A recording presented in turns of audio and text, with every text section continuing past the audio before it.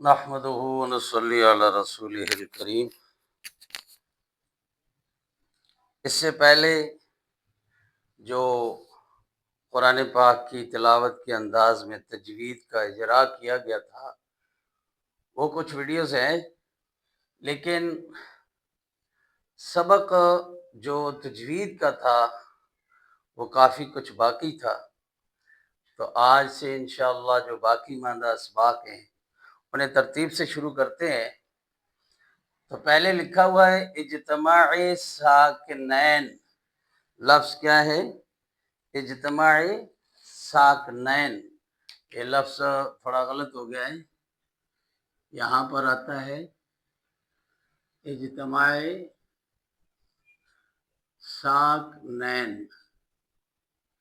یہ لفظ کیا ہے؟ اجتماع ساکنین کے قواعد و احکام۔ تو اجتماع ساکنین میں جتنے بھی قواعد ہیں انشاءاللہ وہ ہم ترتیب سے پڑھیں گے۔ آج پہلا سوال ہے اجتماع ساکنین کا کیا مطلب ہے، یعنی جو ہم سبق پڑھیں گے اس کا لغوی اور اصطلاحی معنی کیا ہے۔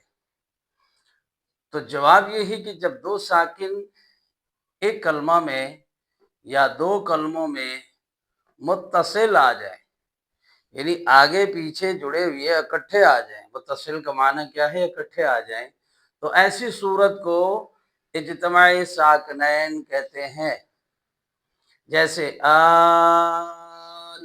آنا۔ اب یہاں پر دو ساکن کون کون سے ہیں؟ ایک تو الف آ گیا، دوسرا لام آ گیا۔ اب یہ ایک کلمہ میں دو ساکن اکٹھے آ گئے۔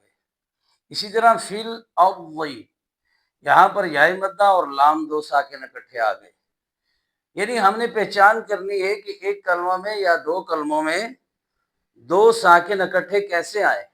تو سب سے پہلے موضوع کے اعتبار سے ایک کلمہ یا دو کلموں میں دو ساکن اکٹھے آ جائیں ان کی پہچان کرنی ہے۔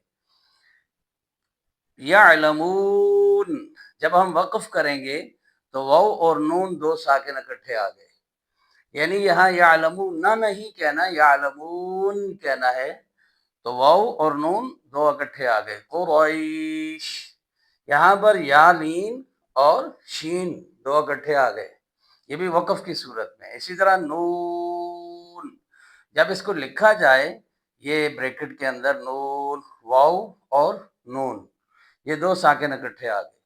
صاد، یہاں اس کو جب لکھا جائے تو الف اور دال دو ساکن اکٹھے آ گئے۔ اسی طرح کاف، ہا یا عین صاد۔ اب کاف کو لکھیے تو یہ کاف بنتا ہے، اس میں الف اور فا دو ساکن اکٹھے آ گئے۔ ہا یا، اس کو چھوڑ دیں، یہاں تو ہا میں الف یا میں الف ایک ہی ہے، یہاں پر ساکنین نہیں بنتا، دو ساکن نہیں بنتے۔ عین، جب اس عین کو لکھتے ہیں تو یا اور نون دو ساکن اکٹھے آ گئے۔ صاد، الف اور دال دو ساکن اکٹھے آ گئے۔ صاد کو جب لکھا جائے پریکٹیکل اس کی تھیوری میں، جیسا صاد ہے اس میں الف اور دال ہے، اس میں دو ساکن اکٹھے آ گئے۔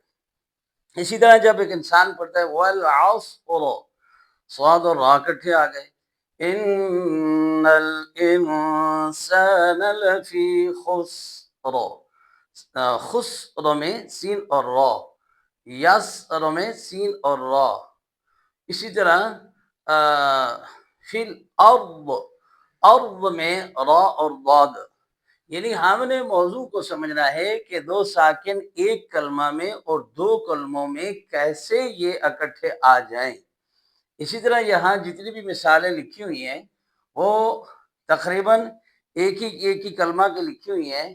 اب ہم ہاں نہیں، یہ دو کلموں کی ادھر لکھی ہوئی ہے، یہ والی یہ دو کلموں کی مثال ہے۔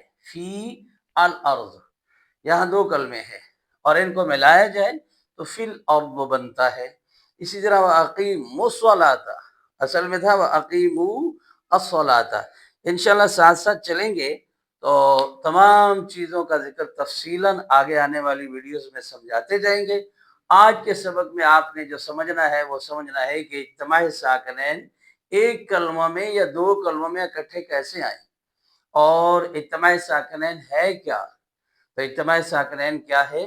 ایک کلمہ میں یا دو کلموں میں دو ساکن اکٹھے آ جائیں۔ بس یہ سبق آج کا ہے، اس کی آپ کو اچھی طرح سمجھ آ جائے تو پھر انشاءاللہ آنے والی ویڈیوز جو ہیں وہ اسی کی بنیاد پر چلے گی۔ یہ مجموعی اس کے اندر تعریف ہے، ایک کلمہ کی بھی، دو کلموں کی بھی۔ تو انشاءاللہ آگے تفصیلاً جو اسباق آئیں گے تو تفصیلاً ہم انشاءاللہ بتائیں گے۔ اللہ تعالیٰ آپ کو بھی میرے ساتھ جڑنے کی اور سبق کے ساتھ حاضر رہنے کی توفیق عطا فرمائے۔ وما علینا الا البلاغ۔